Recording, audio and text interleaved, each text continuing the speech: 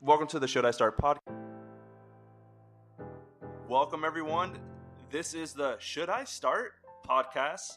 This is a podcast where we talk about innovators, creatives, and business owners for global listeners. The show is about the creative process that many artists, business, men and women employ when creating their works. You'll hear from musicians, producers, poets, photographers, innovators, business owners, and more.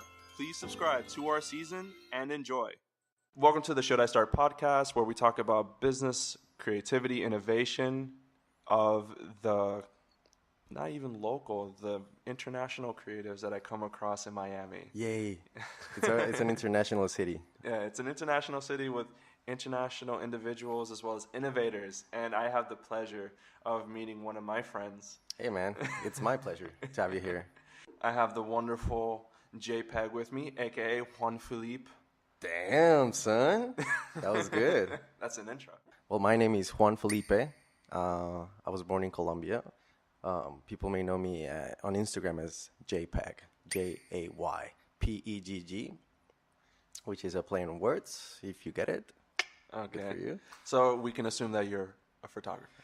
I do pictures, yeah. I like to take pictures. I've been swimming in the video world lately, but yeah, my main focus is images right now. Nice. When did you start? I started taking pictures like 5 years ago. I was living in New York at the time. I was going to drama school in New York. I wanted to be an actor. And then I just got into the Instagram bug and started taking pictures with my phone and just playing with the little editing apps, not Lightroom, Afterlight, and stuff like that. And I really got into it. And then people, like friends and family, started acknowledging my pictures, like actually sending me direct messages. Hey, that's really nice. I love it, blah, blah, blah.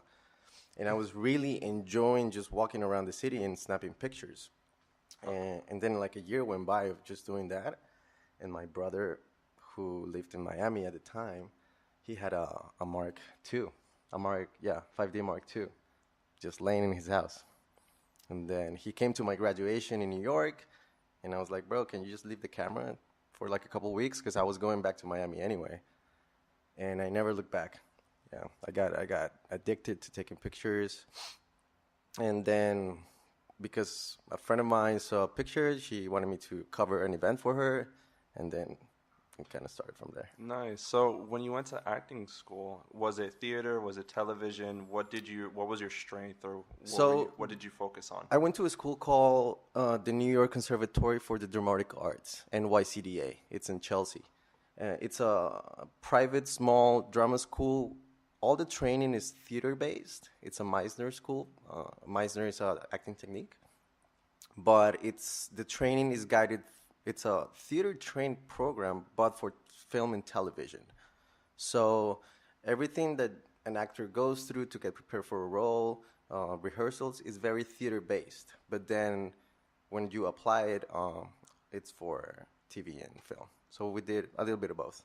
So that's how you feel like you do photography. And then I'm also, in the realm of videos and filming too, because it's just like, I was in the environment where it's like they taught us this specific thing, but I can use it for other areas, other creative fields. Totally. And just like with acting, you get to really work with people one-on-one. You're talking to people and creating things. So that really taught me to actually talk with, if I'm shooting a model, just be a person with that model before I actually start shooting, just to make everything comfortable. That really helps me. And acting just taught me how to work with people, work with a team. Because, in acting, there's directors, producers, PAs, actors, light guy. It's a whole team that you need to be working with in order to produce this one thing. And it's the same thing with photograph. It's basically, I jump from in front of the camera to back of the camera. Yeah. Which I kind of like more now. But don't give up. Never. Don't Never. give up on We'll that. see. Maybe I'll do something. Yeah, short films coming soon. Yeah. I see it. If you look me up as Juan Felipe and my last name, Rangel, there's like some soaps that I did here in Miami before I went to New York, which is why I made the decision to go to New York. because I was getting work here in Miami as an actor doing like the Telemundo soaps and like TV commercials. And then my family was like, you need to like go to New York and try the big leagues and stuff like that. But then this whole photography thing just took over my life, and also I started getting actual work. We kind of really pushed me to pursue it and take it more seriously, make a business, get an LLC, all that kind of stuff.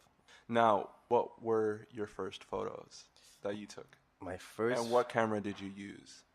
My first photos, like ever, or like on this New York period That you can remember. Damn.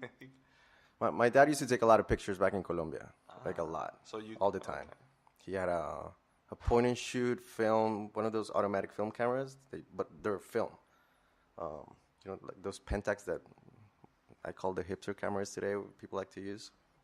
My dad had one all the time, so I kind of like used it from time to time and take pictures myself. But I never was like in love with taking images until later in my life. I always go back to that bubble picture. I took a picture at Washington Square Park in New York. That was what I did. Was basically ride my bike around the city, stop here and there with my bag and my camera, and just walked around neighborhoods and then bike to other neighborhoods and do the same. And then I took one picture one time at Washington Square Park. I'm sure if you've been to New York, you've seen those guys put a bucket on the middle of the park and start doing those huge bubbles. And I grabbed one with the guy and a little blonde girl, and it's just a memorable picture for me. I will never forget it. And every time somebody sees it, it's like, oh my God, that picture. So really, I love it. The only sad thing about the picture is that lesson time, guys. Back up your stuff.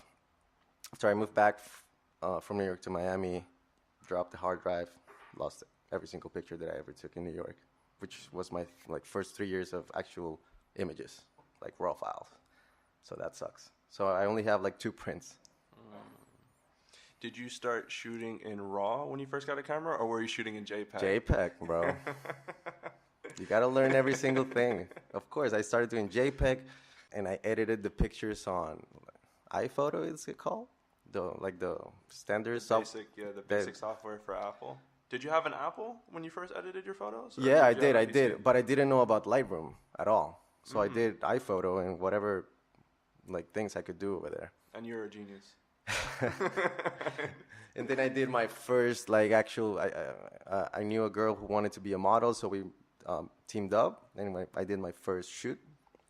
And she was the one who told me about Lightroom, because her boyfriend at the time was another photographer, and my boyfriend uses Lightroom. I'm like, what is that? Oh, these other Adobe. It's like, cool. You should use it. You should give it a try. And that's how I learned about Lightroom. Then I bought it, started practicing and whatnot. I had an idea because I used those apps that I told you, Afterlight and Visco, all that kind of stuff. So you kind of get the hang of it once you get into Lightroom. Of course, Lightroom is a little bit more complex, but it wasn't that new to me, which I loved. But then that's how I began. And then trial and error, taking pictures, and playing. So, you said that your father was the first person in your life that took photos. Uh-huh. Did you ever see his old work? Well, he didn't take pictures as a profession. He just taking pictures. Did you ever yo, Dad, this is awesome? Yeah. Well, my dad worked in television in Colombia. He was a production manager. Whoa. So you've always been in the creative Right. field. I think that's why I've always been inclined into the arts and entertainment and television, because my dad used to work in that field back in Colombia, and he got to a really good place. So, I was 6 years old working in sets all the time and meeting actors. So I was really like, oh my God, I want to do that. I love that. And back in Colombia, I did a couple commercials. I was in a musical theater group. So I was always involved. But yeah, my dad's world kind of fueled my creativity for sure. Creative ambition. Mm-hmm. Are you now a business? I am a business. You are a business. All right, cool. It's hard. Is it learning hard? Every day? How long have you been in business for? Actual business for 2 years. Nice. Yeah. Nice. And then how long have you been doing it as a hobby? For 6. 6. 5 years. Okay. So what would you tell your younger self if you wanted to start a business in photography? It's a tough thing, but I mean, what I will tell myself is that you need to try it first, see how it goes, and then actually make a decision, because there's a lot of investment that you need to do, and just responsibility, basically. But just in any field as an entrepreneur, I guess, you have to really know that you want to do that, and then actually follow up and put it on the table. Nice. Now, I bet that there is one funny moment you've had during photography. There's a few. There's a few moments. What's one of your most memorable positive moments in photography that you can give us? If you can, I'm just saying. Let this. What do you mean funny as in fun as in you're happy, you got the shot, or that day was memorable, because when you shoot with film, you have 30 let's say moments that you can capture throughout the day, but the story behind those moments, it's what's really well, the bubble story is a really memorable one for me, and I have a soft spot in my heart for New York, so it's this nostalgic thing. But I think funny and fun for me, in this period of shooting in New York, I was really, I've been always inclined to fashion. I'm not a fashion guy. I don't know. I'm not fashion, I don't know anything about fashion. Yeah, style people, don't listen but to me. I appreciate, I when I see somebody walking on the street, really nice, really well dressed or flamboyant, I don't know. It really gets my attention. I love it. I love seeing somebody nicely dressed. I don't know why. So I started a street style blog in New York called Where the Street, because I was always shooting people, and kind of I learned how to stop people on the street. Hey, can I take a picture without being, weird or anything, which was a self-taught kind of thing. Some people can't really shoot out on the streets. They're shy. I kind of forced myself to do that. And then I started going to Fashion Week on my own, just standing outside the venues. And because of doing that, I've gotten the opportunity to actually work, for example, here in Miami Fashion Week, Swim Week, because they've seen that work that I've done, that I put myself out there. I actually paid out of my own pocket to fly back to New York and be in New York Fashion Week. I didn't go to any show. I didn't have any tickets, but I stood out. I stood outside every single show, took some nice pictures, met really wonderful people. And I think that's fun. I mean, I've never had a teacher in photography, or I never went to school for photography, so I never had the pressure. Kind of like in acting school, they tell you gotta do this, you gotta be like that, you gotta always learn. It's a lot of pressure. With photography, I've always did it on my own, pushing myself hard, and it's kind of worked out so far. So yeah, that was fun, shooting Fashion Week. Definitely recommend it. Definitely. Buy your tickets, invest your money, do it now, and then you can do Fashion Week anywhere. Yeah. Because you can show the work. And then Vogue will fly you to Paris, London, Milan, all that kind of stuff. Nice. So now you are messing around in the filming area, video filming. Yeah. We have to be very clear about it, because filming can be old school hipster cameras. Gotcha. And now it's video. Moving images. So what gave you the inspiration to want to tackle this part of the creative field? Clients want video, period. And I didn't want to. Some people don't actually jump and try to do video. When you see something that you're like, I know I can do that, I don't know how to get there. That's how video has been for me so far. I feel like I know what I want to convey in a video, but the technicalities of using Premiere and camera settings, that's all the stuff that I've been learning slowly to actually make it a good looking video from what I know. So I just started doing videos on my own. Hey, call a friend, he skateboards, hey, let's do a quick clip so I can practice. And boom, boom, boom, boom, boom, boom. And then somebody sees a video that I put on my Instagram for fun. I love what you did. Can you do that for me? And that's how it's been working out so far. I'm still learning though, and it's have a long, long way to go. But just I always tell people just jump, take the chance. Kind of like what I did with New York. You know, go to Fashion Week. I mean, do it. You've always been a daredevil. I'm a daredevil. No. It's more about actually doing it instead of talking about it. Yeah. Yeah. Now you've expressed to me already that, you know, ambition, go out there, do it. Now it's like social media has helped you. How do you feel that social media has empowered you, and what platform do you think empowers you the most? Instagram. Do it. Instagram, bro. It's my portfolio. I'm not even joking. People ask me for my website. I have a website. I'm not really happy with it. Which is a really good website. It's Thank you for saying that. Very clean, very Thank efficient. You. It has a lot of work to be done because I spend most of my time on Instagram. I get a lot of clients from Instagram, a lot of inquiries. So I really push the IG pretty much 100%. So whenever people ask me, hey, where can I see your work? IG. I really, honestly, never sent anybody to my website. I have it, but IG, bro. IG. Yeah, that's the future. I'm thinking about changing my website into my YouTube page. I'm just like, this is my website, but it links you to my YouTube. I mean, it gives you legitimacy, you know. A website, you must have one, but like, to be quite honest, I don't really put a lot of attention, or I have my things, but Instagram is my main, I guess. Yeah, for sure. Go-to. Awesome, and I'm glad it's at JAYPEGG_. That's the end. You know what I love? There's a YouTube channel called Doug DeMuro. It's all about cars. Yeah. I am obsessed. They're like 30-minute long videos. Yeah.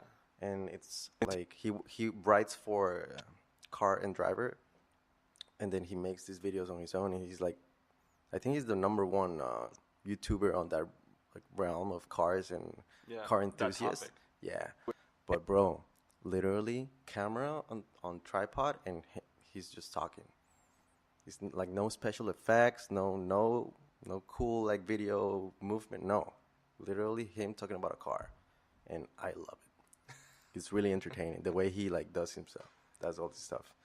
Surprisingly, he's my favorite YouTuber. Right? He's your favorite YouTuber? Yeah. Nice. He's just raw and uncut. Yeah, and it's fun. It's a cool way of learning about cars. Doug DeMuro, check him out. I mean, I used to love watching Casey Neistat. I started watching Casey Neistat before I moved back to Miami because I felt like it was a way of me seeing New York like daily. Like, this is how New York is looking today because he's a daily vlogger. Then I kind of got tired of it, but I still love Casey. Bro, you're the man. I got tired of it. You're being honest, though. Yeah, I mean, I don't know what happened, bro, but at 368, I hope it works. Well, isn't there something similar, like a 368 that you collaborate with? It's called HCAP Studios, correct? HCAP, yeah, my brothers, bro. HCAP they've been a blessing. I met HCAP through Didi, who owns Tough Lux, a brand that I've been working with. And she took me to their space, and I met Kendrick and all the HCAP guys, and they were awesome. And then they offered me a space to work from there, which was a blessing, you know? Come work with us. We'll give you a space. They have studios. They have lights. They have a podcast studio, too. And, yeah, man, that's all thanks to my camera. So ever since you had a camera in your hand, it provided you with so many opportunities. Opportunities to meet wonderful people, opportunities to capture wonderful moments. Yeah. Now, do you have an incredible support system when it comes to your art? Yeah, the best. Mom and dad. Couldn't do it without them.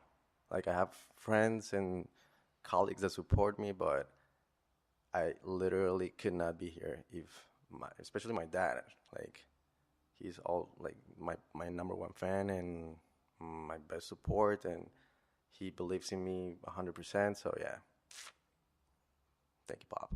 Nice. Do you still talk to him? Yeah, like, do you have like those teary moments where it's just like, oh man, I remember when you picked up the camera, and now look at where I am now. I'm in Miami, making it happen. He's proud. I mean, when I was in high school, I was in a band. What do you need, bro? What do you need? Let's make this happen. Like, what do we need to do? When I wanted to be an actor, hey, go be an actor. He's never been, you need to be a lawyer and go to school. Like he would love to for me to have gone to school and do business or something. But you want to be an actor? Go fucking do it, bro. Go to New York. And when the whole photography thing started, he was my first investor. He helped me buy my first camera, my first lens. So I owe him a lot. So out of all the gear that you have used, which one is your most favorite piece of gear when it comes to lenses, camera bodies, drones? Was it like a camera strap? No, was it a cleansing cloth? I got this cleansing cloth from my father, so I polish my lenses. What do you call the blowers? The blowers. I call those the blowers. The blowers. Yeah. No, really, my favorite piece of gear is my camera. The one that I have on my hands at the moment will be my favorite piece of gear. Camera is just a tool. It's how you use it and what you do with it. But what's your go-to tool? The only one I have. Canon. I have a Canon 5D Mark IV. Canon. I will do or die, baby. A lot of people going to Sony, love Sony. Sticking with Canon. Clearly. I went to Sony, but yeah. You also saw the equipment that I brought in today, though. It's yeah. just like if I had a bigger camera, I'm like, If I had a big ass budget, I probably have a Sony setup. But I like I told you, I started taking pictures with the Mark II, and I just got familiar with the system, and I bought Canon glass. So I just kept Canon, and I love colors. The Canon colors for me are the best. Yeah, they are top notch. I do love them too. Hopefully they'll step up their video. Well, they released a mirrorless. Well, they did. Does it have log? Do you know? They released their mirrorless. So Does it have log? They have a mirrorless now on the market. In this current podcast, they have a mirrorless. Whether it does log, I think most of the kind of series they do log. Yeah, mine doesn't. I have to send it in, so they have to install it, and it's $100 extra. No I don't like that way. Canon, bro. You know you can plug in your camera to your computer and then update the firmware. You can, but to install the actual log, you need to send in your Canon to a certified Canon place, and then you're not gonna have a camera for like a couple weeks, and it's $100 extra. Yeah, talk about that customer service. Come on, Canon, like help a brother out. You guys are releasing stuff every year. Like we need to be upgrading stuff, and if not, hack it. But I'm still here. I'm still using Canon. I'm still loyal. A supporter. I made my investment. Yeah. But my first camera was a Canon Rebel T3i. Oh, nice. Yeah, and my father was a photographer, and he had a Minolta film camera. And I have one. I have a Minolta. So old. Yeah, they're old. But they're like indestructible. Like they'll be there forever. Back in the day. No, it was really interesting because he documented his job. So like he went to school, and I come from a Haitian background. Gotcha. I'm Haitian Puerto Rican. Nice. But I come from a Haitian background. So like be a doctor. And stuff like that. But when it came to photography, not anything else, but when it came to photography, he would support me. So my dad's like my biggest investor. Oh too. man, we share that. That's cool. Yeah, so like, and he's not much of a like he did production or stuff like that, but he was more of he was an agricultural specialist. He wanted to be a doctor, but he couldn't. So he became an agricultural specialist. So he's like, I'm helping the people in Africa. Right. And so helping grow crops and stuff like that. But he always used a camera to document. Right. His He appreciates it though. Yeah. So he documented, and that's when I learned that photography was an opportunity to like document your life. But when it came to business, it's really important to document your work. Totally. So now when I apply it to my business, I'm just like, I can't take back the day, but I can apply like everything that I've accumulated, everything that I documented and showcased it. So what you told me is when you were in New York, you documented. You document it, and it's just like, this is the stuff that I did back in the day, so I don't want to do something like this. I want to do something even better because I've already done it. So therefore, when you have clients and it comes to pricing, it's like, I really value my time. I already put in the work. Right. I can't take back that day to like, oh, let me reinvest it into something else. It's like, it helped you build, even though you lost a lot of work in the beginning. Listen, I still have the hard drive. Like, I don't know what's going to happen with technology in 20 years. Who knows? Yeah. Who knows? I still have it. Like, I'm keeping it forever because I really feel like maybe at some point, like in 20 years, there's going to be some kind of technology that's going to bring that information back. And I'm gonna cry all day when that happens because I'm gonna find those pictures. It's a couple $1,000s. They do it in Los. I tried that. I sent it to a place. They were charging me $3,000 if they recovered the information. They could probably do it. And they like go into this like clean room, but they put on an outfit and it's a whole thing. Oh shit. Yeah. Stranger Things. And they couldn't get it back. What? They couldn't. Oh, so you made that investment? Well, I didn't pay. Like if they recover any information, then you will pay the money, but they couldn't. So, yeah. No, there has to be a secret. I've tried a few, but still no luck. No luck. Okay. I have it. If you find out, let me know. Okay. I remember that my brother lost all of his stuff. My brother was a photographer, so my father was a photographer, and then my brother became a photographer. When I was growing up, I hated photography. Because I had two nerds. We were just like, we love photography and stuff like that. And I was a graphic designer. So I'm like, if everyone in the family, like, what is it in my family that no one else is doing? So I don't base it on how successful I'm like planning to be. It's just like in the legacy aspect of it. If I have a bunch of family members that are lawyers and doctors, there's not that many people that are photographers. All right, cool. Let me elevate that. There's not that many people that do videography. Oh, let me do one more thing. There's not that many, like, I can't name a family member that has done a podcast. I can't name family members. So it's like when it comes to legacy, it's like this family member did all these extra things. So they're the first in the family to do it. Nice. And then see where that takes them. So like that's what's really important to me. Not in the legacy of like, I'm like financially wealthy. It's more like, out of the family, I was able to explore the most because I'm in a generation where I'm able to explore the most. That's cool, man. That was deep. But I did not have a support system other than my father. I'll tell you one thing. There's people that I know that their parents will never support them in anything that they do. So, I mean, that is something, especially your dad. It's a pretty important thing to have behind you, like rooting for you. Yeah. It doesn't hurt. I'm still learning, man. You know, it's tough out there sometimes.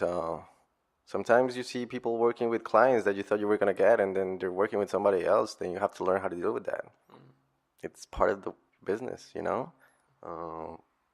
There's people that you will love to work with, but they will never work with you. It happens. But then you gotta just believe in yourself, believe that you're doing good, believe that your work is not for everybody, but there's people that are gonna want to work with you, and just hang in there, bro. Never give up. Yeah. Do you feel like the community here in Miami is very supportive? Because when it comes to business in photography, I know that there's a few upper echelon of like individuals that are just like, we're a business, and you know, we preach about team, but like we don't want to talk about prices, we don't talk about this. But then you have amateurs that they're starting out and they want to hop in the ring and stuff, and like there's a whole fluctuation of pricing. Clients want video. So first of all, do you think that there's a lot of photographers in Miami? Yeah, there are. I mean, it depends on what you consider a photographer to begin with. But yeah, I mean, there's plenty of competition, but I don't think that's necessarily bad. The more competition, the better you have to work, the better your product has to be in order to stand out. That's how I see it. And then how's your work ethic? Are you always on time? How's your gear? How do you get to set? Do you have any system? He's saying that because I came late. I'm not pointing you out, bro. Nobody has to know that. You said it. Yeah. Well, you know what I mean. You know, it's that's when the business side, I guess, has to like The variables. The variables like, is the individual. you may be a fantastic photographer. Your images and your videos can be, beautiful. Your stories can be the best, but if nobody wants to work with you, or no one sees it. Exactly. So there's a lot of factors on actually landing a client.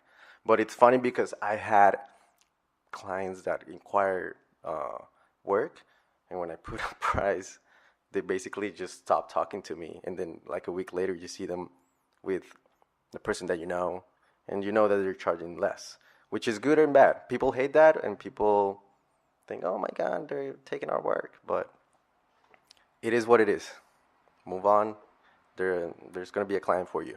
I'll promise you that. Yeah, because you're the second person to say that.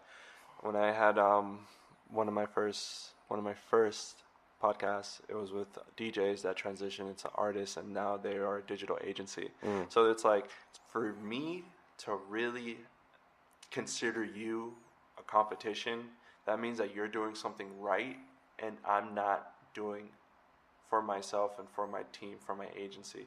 So I really value you, not like as an enemy, but as an individual that's just like, you are doing some, like your process is really good. I want to learn it. I want to take it. And truth be told is that if you have someone that is better, talented, hardworking, and then the pricing is the issue, when you figure out their pricing, you can just raise your prices and then hire them. So it's a win-win situation, right? Because it's like, this person's doing business, and like you're able to get like, because some people, they need like, some people need to like, this is how I see it. Whenever people ask me for my prices and ask me why, I make a spreadsheet for them. Like, this is not I get to the set with one camera and just make magic. It's because I have top of the line gear that I use to make your product look the best, and then my work ethic. I pay a lot of money on storage to actually save your files, so a year from now you can call me and, hey, I lost my pictures, can you give them to me? Oh yeah, I have them. That's a lot of money. That's a mean way to represent your client. Hi, yeah, remember me? We shot this thing a year ago. Oh yeah, September 2017. Yeah, I have it right here. That's how business works. I mean, there's people. Charge them? Of course. Good. Of course. Yeah, I learned to recharge. You got to charge for everything: mics, stand, lights, everything. Everything is part of the business. And if they want the best, they have to pay for the best. Yeah. Some people want, the Victoria's Secret styled shoot for their brand, but they want to pay $100. Like they want the H&M price. They want the H&M product with the Hialeah on sale price. Work with me here, brother. Yeah. But I feel like it's not really the creative's fault for them not knowing business, because some of them don't like apply the business aspect of it. But sometimes the creatives don't teach the client or don't actually explain them why. Yeah. They just get mad and move on. Do you think it's like an egotistical thing, like a pride? I don't take it. Yeah, I don't take it personal when a client doesn't like the price or moves on to another. I really do not take it personal because if they go to that other person that's charging less for any reason, I know there's something that they're not gonna like, and then they're gonna come back and be like, "Hi," and I'm gonna be like, "It's actually more now. My prices went up." You do that too? Awesome. No, man, not in a mean way. Not in a mean way, but I don't. I'm just like, sorry. I just Like, I'm confident enough to charge what I charge because I know what I can bring into the table with like confidence. I know what I can do because I'm not gonna offer anything more or anything less. Oh, and it's always for the client. Like, I always tell the client, this is for you. Like, whatever we create, it's for you. So we need to make sure that we have the best tools possible in order to make that happen. Like, out of everything that we discussed, your go-to editing program for your photos? Go to Lightroom. I still want to check Capture One. I haven't taking the step. Capture One is sick. Yeah, Capture One, the way that, especially for tethering, I hear is like the best. it's But so good. yeah, right now it's Lightroom for me. No, Lightroom is incredible. Don't get me wrong. Capture One handles image processing a lot better from what I heard when it comes to like color and like really adjusting. Because I met another photographer at a workshop, and that's what they used. And it was interesting because the workshop that I went to was Joey Wright's workshop. Love Joey Wright. He's an incredible person. Funny guy on Instagram. Yeah. I follow him, yeah. But his business acumen is amazing. I So bet. like he's like, I'm gonna teach you something in Lightroom, but who here uses Capture One? And then one person would be like, oh, I know Capture One, or I use it. And I'm just like, all right, cool. I'm gonna explain to this in Lightroom, and then I'm also gonna explain to this in Capture One. And it's really incredible. So now being around him and being around those individuals, it's just like I learned to diversify. So when I started off with Canon, with a Rebel, and then I transitioned into using a Sony, now it's like I understand both cameras. Mm-hmm. And now it's like I understand Nikon. Now it comes to the point of photography and video. It's just like I know Photoshop, I know Lightroom, I explore with Visco, VSCO cam, and then editing the iPhones when you understand those theories. Now video is like Premiere and Final Cut, even though I totally don't have a preference. You're good. Yeah. All right, later. My roommate. Cool. So one of the things is transitioning. That should be your next podcast, though. Joey Wright? That would be amazing. I would like to do Joey Right, but in order for me to do that is like I want to do a podcast with Gary Vee or Casey Neistat. Oh, well, yeah. It's like you have to work on, like, I don't have those connections. It's like I'd rather build. I'd rather build with I'm sure if you ask him, he'll make time for you. Yeah, no, He, but he, like he lives in the area, I right? think he's up north. Yeah. I Like think Fort he's up north. Lauderdale? Yeah, I think. It's close. It Closer is, than New York. But like, I've come across points in life where you talk, and then you walk. So you're the type of person that's like, I'm about action, as not as much words. Even though this is a podcast, you're just like, I'd rather see what you've already done and how you're doing it and the way that you're going about it, and then how does it reflect me? How does it highlight me? How does it benefit the listeners? Because at the end of the day, there's a younger you out there that needs this advice or loves this advice, and that's what I care about. And that's why I titled the podcast "Should I Start Podcast?" And it was funny because I'm just like, I'm a researcher. The creativity to me is art and science. So like I am documenting and analyzing the situation, and I'm very hard on myself. But it was like, oh, should I start a podcast? And I'm like, I'm trying to start a podcast. And then I was with my brother, and he was just like, dude, research, like 2018, look at Tim Ferriss, look at all these other like individuals. And then you know what? It triggered something in my head when he said that. And you know what? Should I start? Because I'm trying to figure out how I go about making a podcast, but we always question, should we start something? It's not about, it's not about looking at the ceiling and questioning things. It's like, okay, I have 2 hours. What do we need to do to make this happen, And should I start podcast? And then once you do it, you see what you didn't like, what you liked, if you want to keep doing it, if you don't want to keep doing it. That's the same thing with photography. Should I start taking pictures? Well, grab your phone and take a walk, see what you can do. Like, if you really want it, there shouldn't be excuses. Or maybe they just don't know how to use Google. That's an excuse. Yes, it is. You don't know how to use Google in 2018? My mom is really technologically savvy? No. No? Okay. But she adapts. She adapts. She adapts. What do you think some of the greatest lessons you've learned about yourself through this passion? The greatest lessons. Well, first, believe in you. Believe that whatever you're doing, it's good. Even if somebody else calls you out and says otherwise, believe that your idea, it's good because it's yours. It's nobody else's.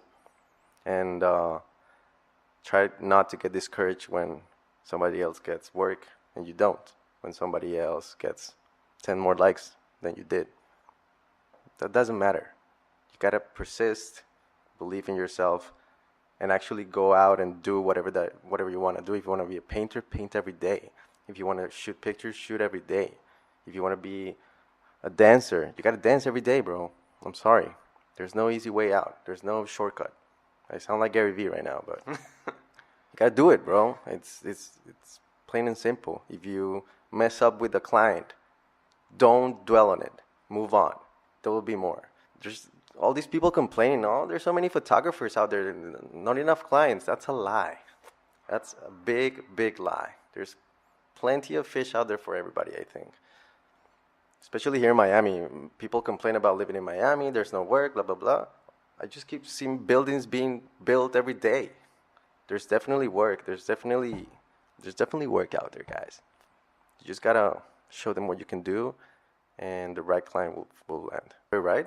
That would be amazing. I would like to do Joyride, but in order for me to do that is like, I want to do a podcast with Gary Vee or Casey Neistat. Oh, yeah. It's like you have to work on, like, I don't have those connections. It's like I'd rather build with I'm sure if you ask him, he'll make time for you. Yeah, no, but like he lives in the area, right? I think he's up north. Yeah. Like Fort Lauderdale? Yeah, I think it's close. Closer than New York. But like, I've come across points in life where you talk, and then you walk. So you're the type of person that's like, I'm about action, as not as much words. Mm-hmm. Even though this is a podcast, you're just like, I'd rather see what you've already done and how you're doing it and the way that you're going about it, and then how does it reflect me, how does it highlight me, how does it benefit the listeners, because at the end of the day, there's a younger you out there that needs this advice or loves this advice, and that's what I care about. And that's why I titled the podcast Should I Start Podcast. Mm-hmm. And it was funny because I'm just like, I'm a researcher. The creativity to me is art and science. Yep. So like, I am documenting and analyzing the situation, and I'm very hard on myself. But it was like, oh, should I start a podcast? And I'm like, I'm trying to start a podcast. And then I was with my brother, and he was just like, dude, research, like 2018, look at Tim Ferriss, look at all these other like individuals. And then you know what? It triggered something in my head when he said that. And you know what? Should I start? Because I'm trying to figure out how I go about making a podcast, but we always question, should we start something? It's not about, it's not about looking at the ceiling and questioning things. It's like, okay, I have 2 hours. What do we need to do to make this happen, you know? And should I start podcast? And then once you do it, you see what you didn't like, what you liked, if you want to keep doing it, if you don't want to keep doing it. That's the same thing with photography. Should I start taking pictures? Well, grab your phone and take a walk, see what you can do. Like, if you really want it, there shouldn't be excuses. Or maybe they just don't know how to use Google. That's an excuse. Yes, it is. You don't know how to use Google in 2018? My mom is really technologically savvy? No.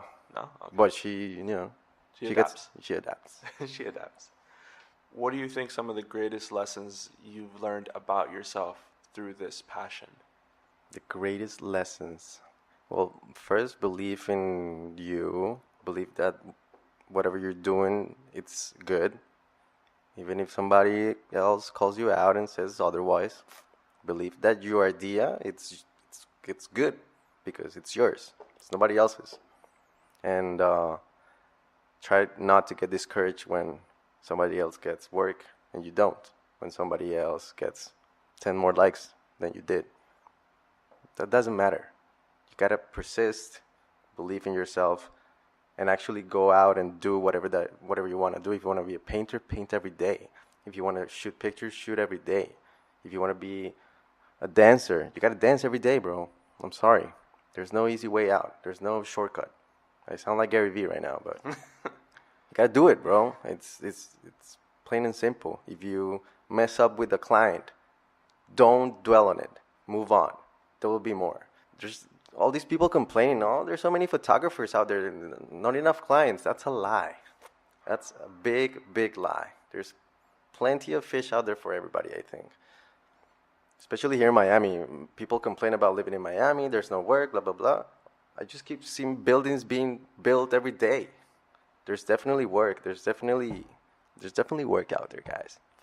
You just gotta show them what you can do, and the right client will land. What was your favorite place to travel?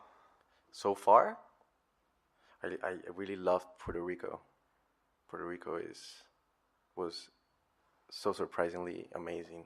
People, beaches. I just loved it. And I just went to Mexico City for the first time too. I was shooting my friend Nacho's. He had a bunch of press for his solo career. And he like flew me and DC Seba. Shout out to DC Seba. Follow him. He's badass. And we just did content for him for like a week. And that city is amazing. Amazing. A lot of culture and history. Spanish history, which I love. And just like artistically, the city is just filled with music, art. Like, I loved it, yeah. Oh, man. I gotta go travel. Yeah, man. Traveling is good for the soul. What is the message you want to let others know about your creativeness? I mean, did I do it with love, really? I mean, I didn't try to rush anything and kind of half-ass, especially anything work-related. I really love the fact that I can shoot images and make a little bit of a living out of it. So I respect that, you know. I think it's a privilege that I get to do it. A lot of people try, some fail. I'm kind of like on my way to...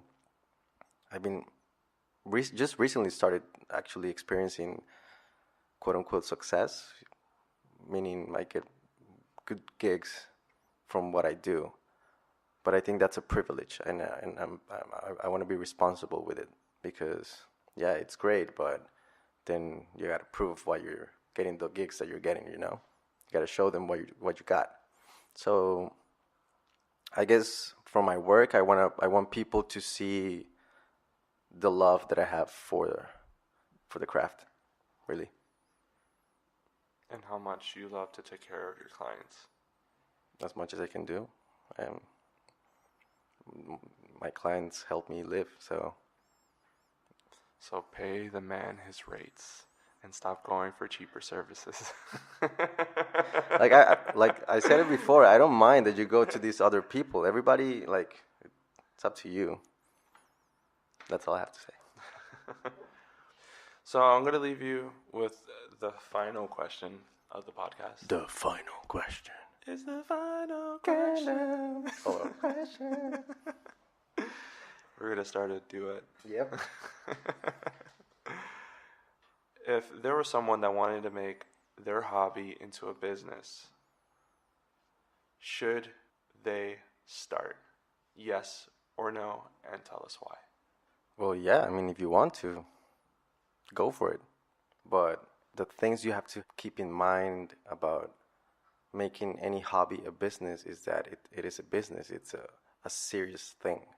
So I know a lot of people, for example, that, like Joey Wright, he takes pictures of beautiful women. And I'm guessing that in order to achieve this work, there has to be a certain level of respect and professionalism between the model and the photographer. I know a lot of photographers that want to shoot girls for the wrong reasons, which that's why I think their business will fail. I don't know Joey personally, but I feel like his work speaks in that way that he's professional enough that he can work with the greatest models of today and be respected, you know, because he takes his business seriously. Yeah. So I guess my point is, take it seriously, bro. It's a business. It's going to be your life. This is not a Monday to Friday thing anymore. It's a 24/7 thing. So if you're ready for that and if you're up for the challenge, bro, come on down. Jump on the bus. We got you here. All right. And that's it. And you've been an incredible guest. You are an incredible host. Hey. Can't wait to do this again. Yeah, it's going to lead up to the second one. But for now, if you can do us the honors, and please give us all the social media links and ways to reach you, reach your brand, to find out more about you, to see your work. Awesome. Like I said before, Instagram is my main source of not only communication, but you can see my work on the IG. It's at JAYPEGG_JPEG, and you can check my website out too. It's j-peg.com, and I'm gonna leave it at that. No phone numbers today. I don't want no spam on my phone. Okay. Hey, thank you so much for having me, bro. For real. No problem. It's been a while. It's been a while, but we've known each other for a second too now, so this is fun. Wait until it's a minute and an hour.